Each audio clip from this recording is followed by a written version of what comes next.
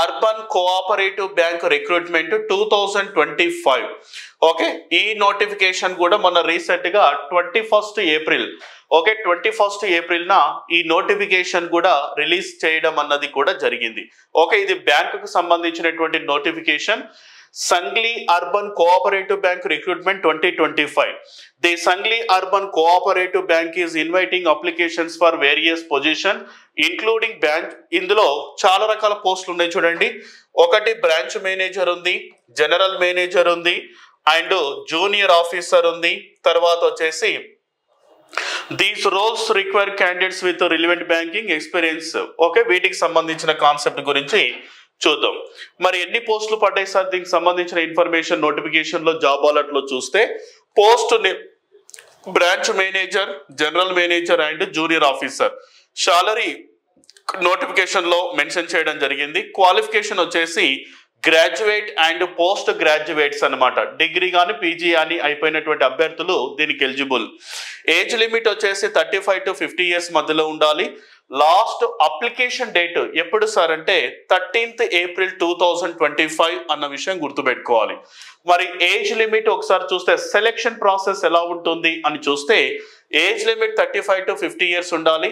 Educational qualifications ఏమి ఉండాలి sir అంటే డిగ్రీ ఉండాలి, లేకపోతే పోస్ట్ గ్రాడ్యుయేషన్ కూడా ఉండొచ్చు.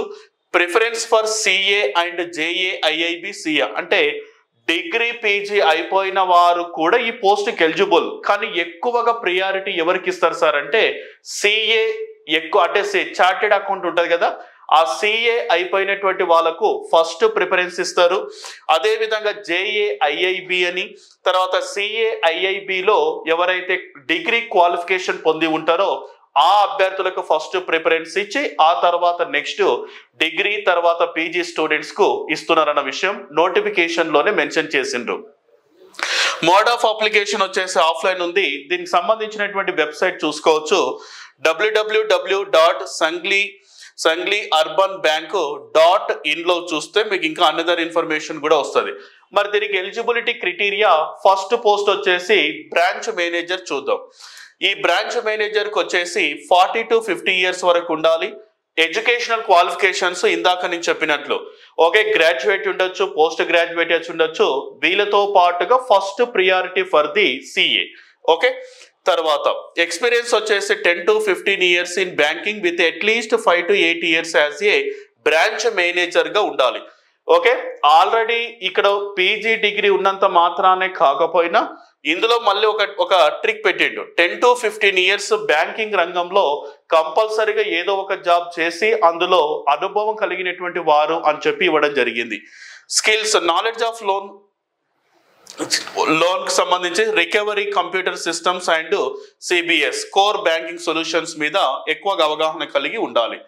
ఓకే, జనరల్ మేనేజర్ కు చూసినట్లయితే 45 to 50 years వరకు ఇచ్చిండ్రు. ఎడ్యుకేషనల్ క్వాలిఫికేషన్స్ సేమ్ ఇవ్వడం జరిగింది. ఎక్స్పీరియన్స్ 15 to 20 years ఉండాలి. స్కిల్స్ చూసినట్లయితే expertise in banking operations, credit and complains audit, legal and IT. Preference for candidates with cooperative banking of experience purpose లో ఇచ్చిండు. తర్వాత జూనియర్ ఆఫీసర్ కు చూస్తే 35 to 40 years ఇచ్చిండు. ఎడ్యుకేషనల్ క్వాలిఫికేషన్స్ వచ్చేసి డిగ్రీ పీజీ సిఏ వీటికి సంబంధించి ఇచ్చిండు. ఎక్స్పీరియన్స్ 5 to 10 years బ్యాంకింగ్ లో అవగాహన కలిగి ఉండాలి. స్కిల్స్ చూస్తే up to date knowledge of banking systems and operations అంటే ప్రస్తుతం బ్యాంకింగ్ రంగంలో ఉండేటటువంటి నాలెడ్జ్ స్కిల్స్ డెవలప్మెంట్ అయి ఉండాలి. తర్వాత వాటికి సంబంధించినటువంటి ఇన్కమ్ సోర్సెస్, తర్వాత ట్యాక్స్ కి సంబంధించిన వాటి మీద కూడా అవగాహన కలిగి ఉండాలి. ఎక్కువగా సిఏ వాళ్ళకు ఈ యొక్క పోస్టు ఎక్కువగా యూజ్ అయ్యేటటువంటి అవకాశం ఉంది. క్యాండిడేట్స్ ఎవరైనా ఉంటే అప్లికేషన్ పెట్టుకోవచ్చు.